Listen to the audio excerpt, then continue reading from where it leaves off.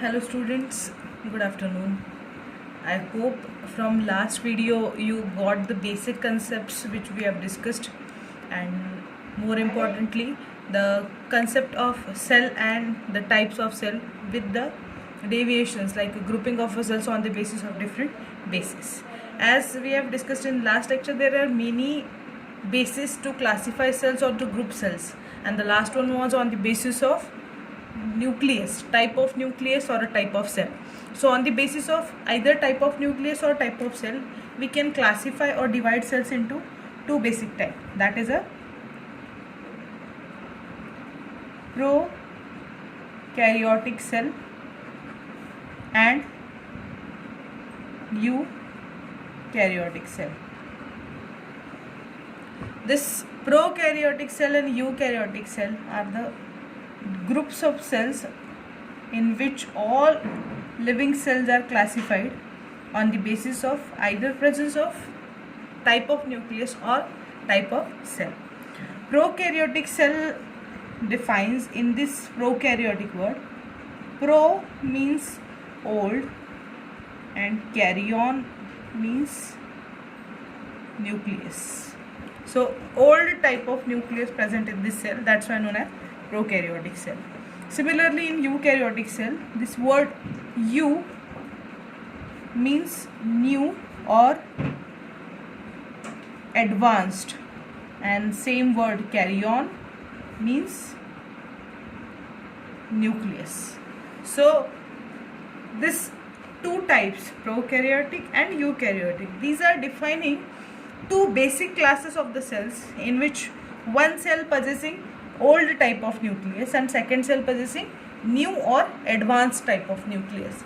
Now what exactly is the difference between that nucleus, that also we are going to discuss. But firstly, if the cell is prokaryotic type, so basically that cell possesses its nucleus at any corner of the cell, or also known as any periphery. So nucleus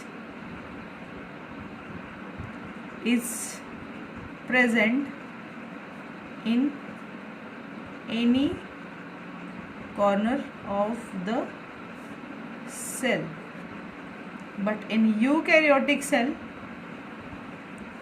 nucleus is present exactly in a center. Nucleus is present in center of the cell. Next important difference between prokaryotic and eukaryotic cell is, in this prokaryotic cell, actually it is not nucleus, but it can be called as a nucleoid because genetic material is open without nuclear membrane. So nuclear membrane or protective membrane around nucleus is absent, and that's why that type of nucleus may be known as nucleoid. What exactly is nucleoid, which that term we are going to discuss in cell chapter. And in eukaryotic cell, nuclear membrane is present. These two are very important differences between prokaryotic and eukaryotic cell.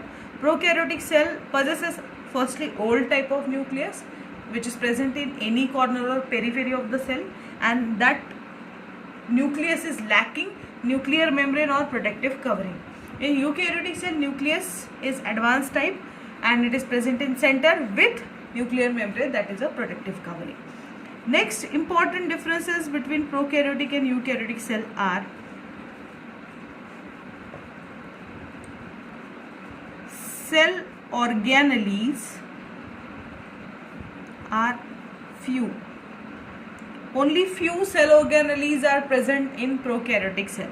Then which few cell organelles are present? Mitochondria. Actually it's not mitochondria, but energy house in the format of a lamellae or infolds of a plasma membrane acting as a mitochondria. Ribosomes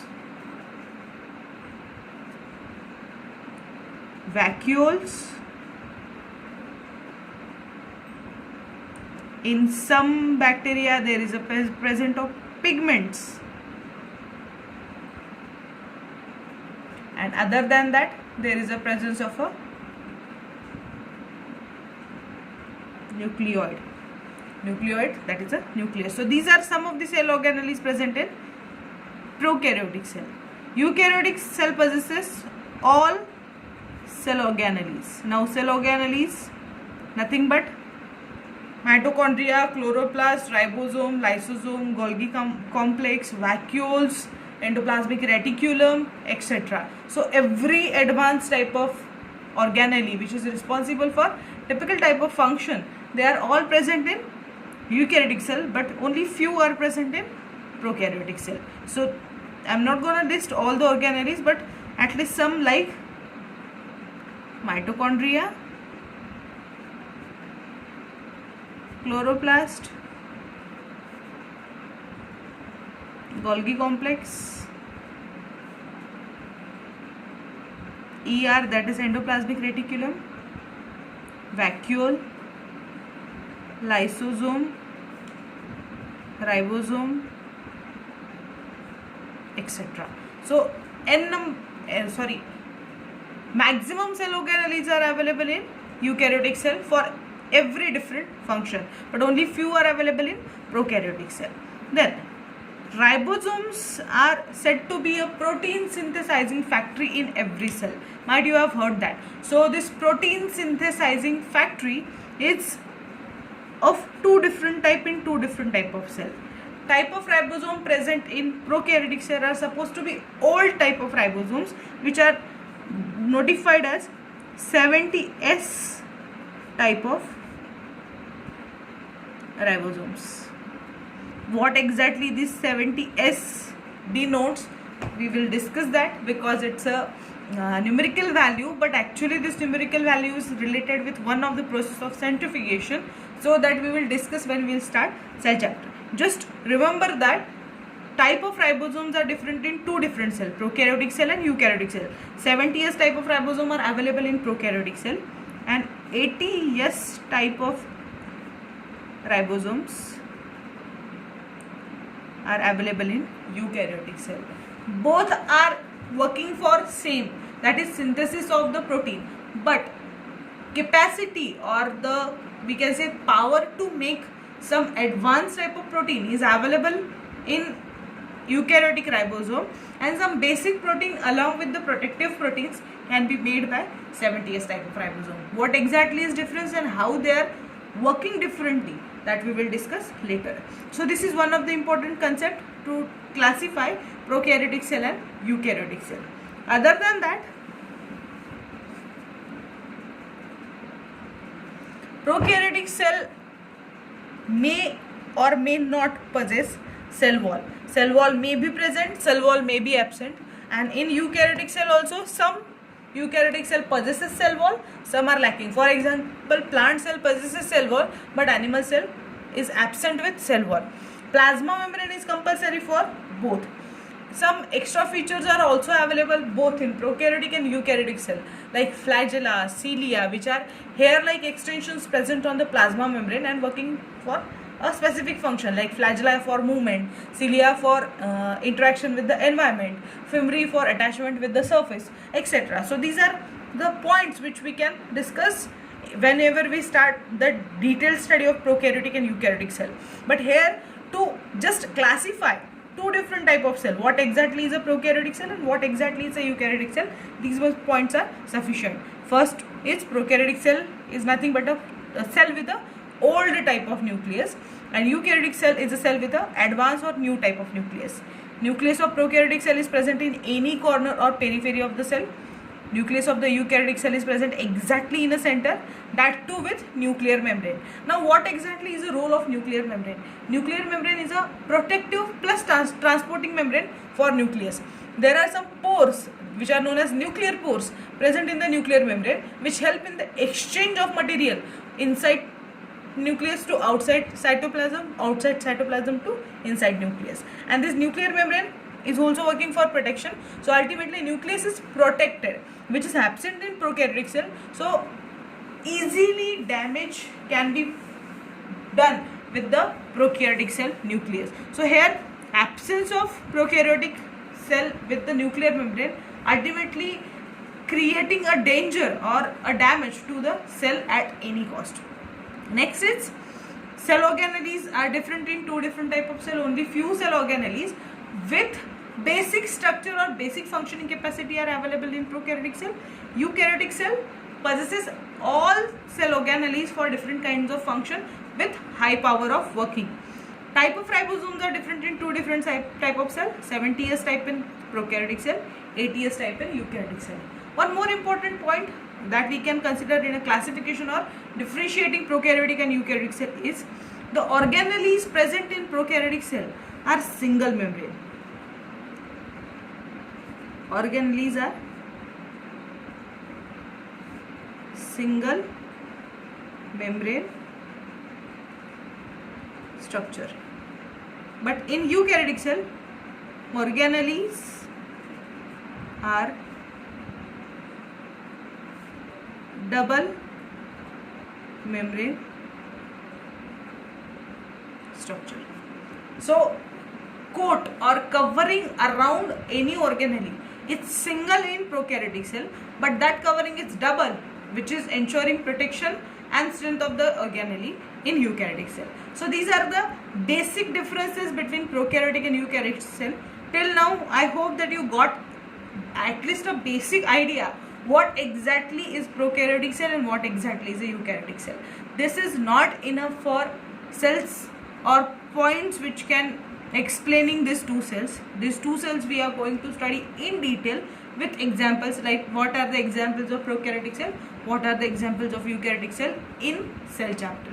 But here at least some basic point we should know before going to the detailed study. So this is a difference, last point of classification of the cells or differentiation of the cell. Then organelle is present in any typical type of cell. Organelle actually I should call it as organization of cell, not organelles. How cell is organized from outermost part to innermost part. So basically we can call it as a structure of cell. What exactly is a structure of cell? So this structure of cell includes various parts. For example,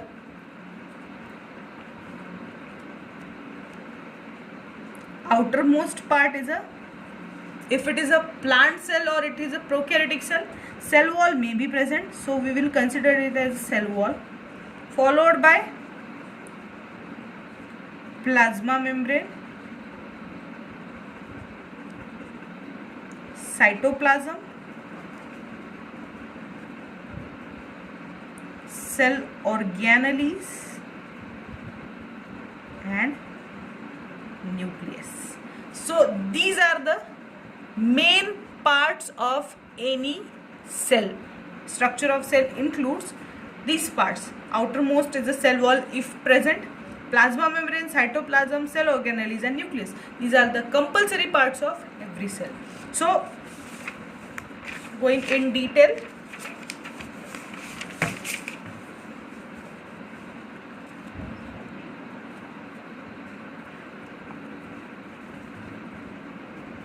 cell wall we all know. Cell wall is the outermost covering present in either plant cell or bacterial cell if present, and this cell wall is made up of some of the sugars which help in the maintenance of a structure. Like plant cell is made up of a typical shape, so maintenance of the shape is a function of a cell wall. Second one is a plasma membrane.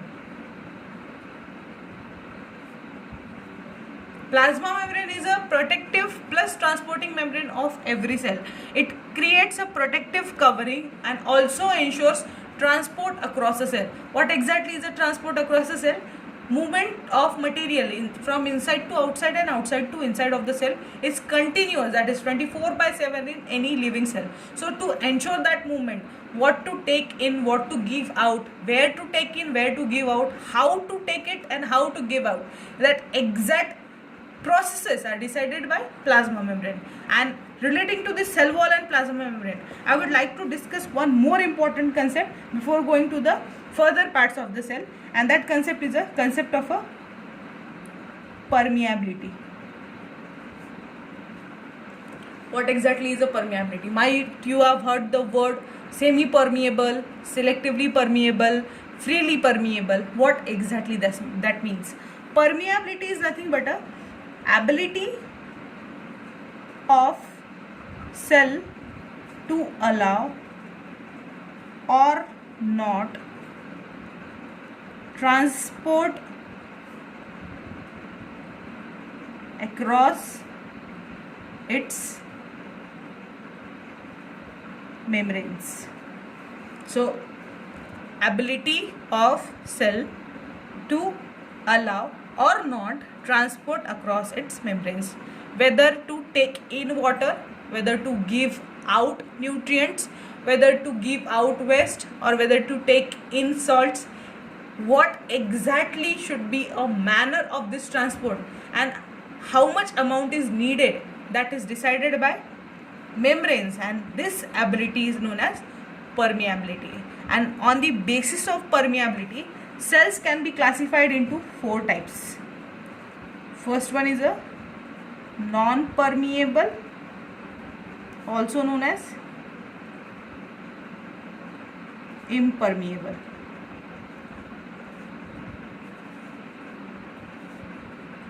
Second one is freely permeable. Third one is semi-permeable. Fourth one is selectively permeable. Now name itself suggesting the properties. Non-permeable or impermeable is no movement across any membrane, neither from inside to outside or outside to inside. So this non-permeable or impermeable cells are generally present in dead walls. Wherever there is a dead wall, definitely there is no transport across a membrane.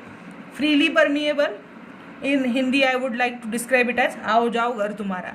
कोई भी अंदर आ सकता है, कोई भी बाहर जा सकता है. There is a no restriction for any molecule, and there is a no exact manner how to take in and how to take out. But due to this freely permeable capacity, cell may get damaged, because if there is a no barrier, for example, a cell, simply I would like to explain, if you keep a grape, dry grape, into a bowl of water, definitely that grape is gonna soak water and it will become turgid. Turgid means fully swollen grape. But this water acceptance capacity of grape is still a limit. It cannot exceed, like small dry grape cannot become an apple like a fruit, because water acceptance capacity is limited. But if it is a freely permeable, definitely it is possible to convert one dry grape into one apple or a fruit like papaya, because freely permeability ensuring maximum flow of water from its higher concentration to its lower concentration. Correct. So this is a freely permeable, which is generally not allowed in a living cells, because it is a dangerous process for any cell. Next one is semi-permeable. Semi-permeable is actually a word which can be used for, there is a free movement of water from any place to any place, but those are solid molecules. They are restricted at some point, and once they are checked whether there is a need or not, and after checking that, only molecules are transported from one place to other place. So this property is available with plasma membrane of the cell, semi-permeability. Actually, plasma membrane and cell wall both are said to be semi-permeable, but plasma membrane also can be called as selectively permeable. Whenever cell accepts water, cell wall easily transport water, but wherever there is a salts or any solid nutrients available around the cell wall, they are restricted. First need is checked and then only they are transported across the cell wall. Same with the plasma membrane. Plasma membrane even checks water. If there is a need of water, then only water is either taken inside of the cell or given outside of the cell. And Same case is available with the solid nutrients. Solid nutrients also first check whether it is needed for the cell metabolism, then only it is taken inside or given outside, otherwise processes are stopped. So some books says that cell wall and plasma membrane both are semi permeable, but I would like to describe it as cell wall is semi permeable and plasma membrane is selectively permeable, because plasma membrane checks each and every molecule, whether it is a solid, whether it is a liquid, whatever it is. So first need is checked and then only transport is carried out across the cell. So these are the permeability properties available with cell wall or plasma membrane. And on the basis of this permeability property, there are two different words. First one is diffusion and second one is osmosis. Diffusion, simple transport of material from region of higher concentration to region of lower concentration. Simple example of gases. Whenever there is an evaporation process from sea surface, so vapors are getting cooler, there is a condensation process, and whenever there is a condensation completed, the clouds start to move from hot area to cold area. So this is simply a higher concentration to lower concentration, or simply we can say that breathing process. Whenever oxygen is deficient in your body, your nose inhaling the oxygen from air, so oxygen is highly concentrated in air and less concentrated in your body. So diffusion of oxygen from higher concentration to lower concentration. Simply it's a diffusion process. Osmosis is somehow different. Osmosis is nothing but transport of material from region of higher concentration to region of lower concentration through semi-permeable membrane. Now this osmosis can be divided in two ways. First definition is in concern with solute and second is in concern with solvent. Solute is a solid molecule, solvent is a liquid molecule. First one, osmosis is transport of material or movement of material from region of high solvent concentration to region of low solvent concentration through semi permeable membrane. This is the first definition in which solvent means liquid. Solvent is nothing but a liquid. Any liquid, simply water or any other type of liquid, that is known as a solvent. Second definition can be given as movement or transport of material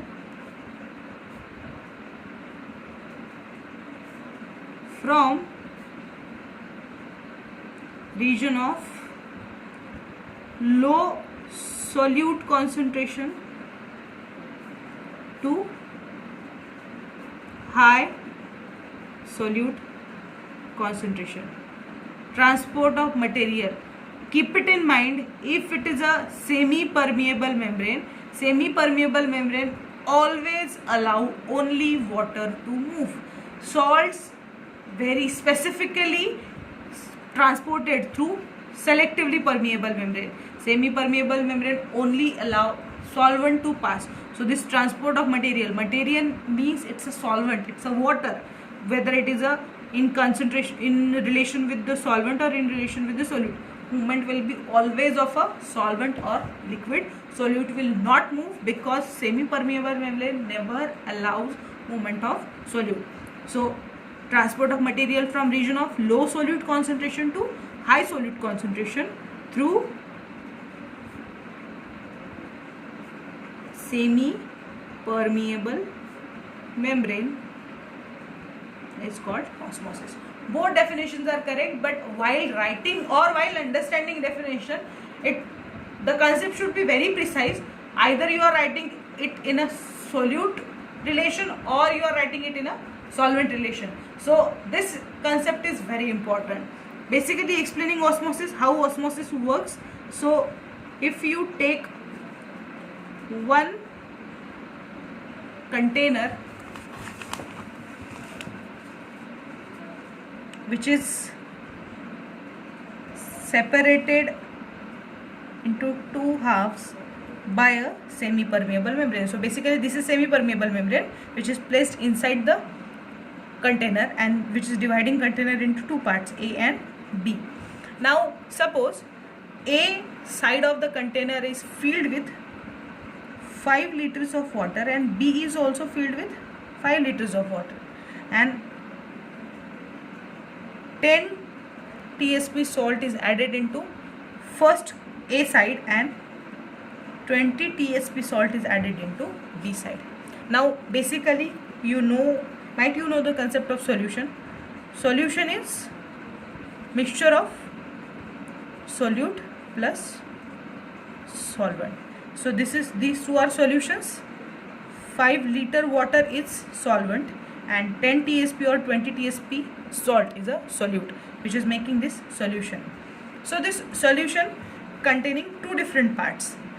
As 20 TSP salt is mixed with the 5 liter of water, this side is highly concentrated.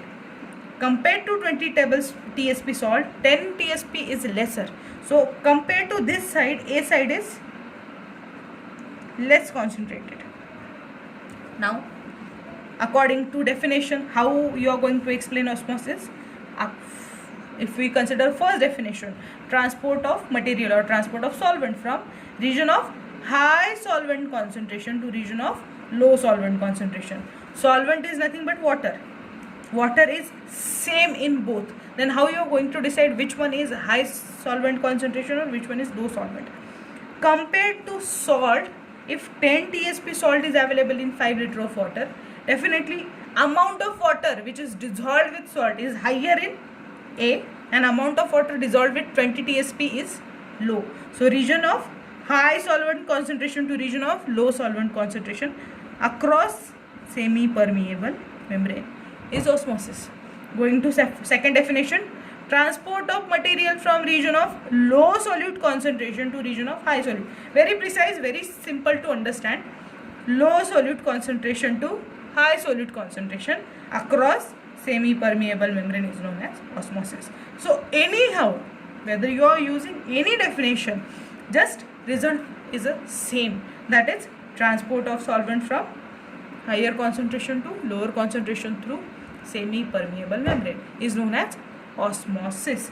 Just you have to make sure which region is highly concentrated and which one is low concentrated in relation with the solution concept. So this is nothing but the diffusion and osmosis, and this diffusion and osmosis, both processes are equally important while studying plasma membrane or cell wall, transport across plasma membrane or transport across cell wall, which is very important.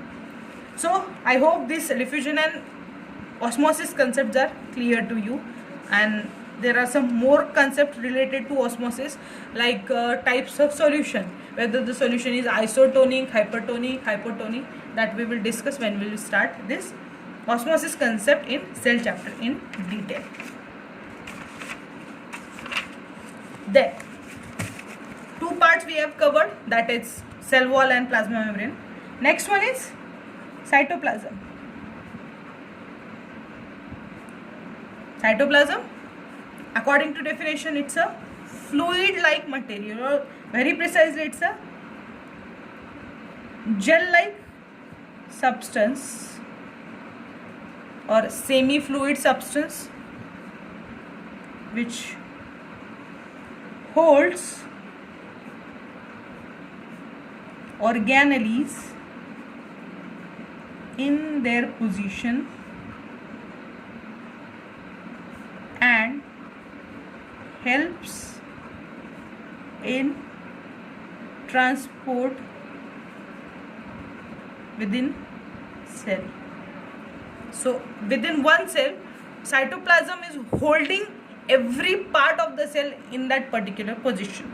So this is a gel-like material one gel is there and organelles are fixed in that gel, so position is maintained. And as gel is a porous material, there is a transport from one organelle to other. For example, mitochondria making energy, so that energy from mitochondria is transported to Golgi complex, endoplasmic reticulum, etc. So due to pores present in the cytoplasm, it is ensuring transport across the cell.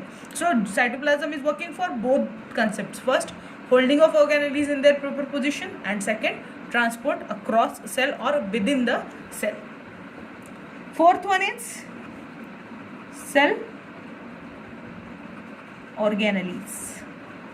Minute or tiny structures responsible for a typical type of function given by the cell. They are known as cell organelles. Now we are going to talk about a general cell. I am not going to discuss either it is a prokaryotic or eukaryotic. A general cell, general efficiently working cell that should possess following cell organelles. Starting from first, mitochondria, powerhouse of cell. Plastids, instead of chloroplast, I would like to write it as a plastids. Pigment containing cell organelle, which is responsible for processes of photosynthesis, giving colors to the fruits and flowers, etc. Third one, ER. ER is the endoplasmic reticulum. Fourth one is Golgi complex. Fifth one is vacuole. Lysosome, also known as suicidal bags of the cell. Ribosomes, protein synthesizing factory. Considering some accessory parts of the cell: cilia, flagella, fimbriae, and pili.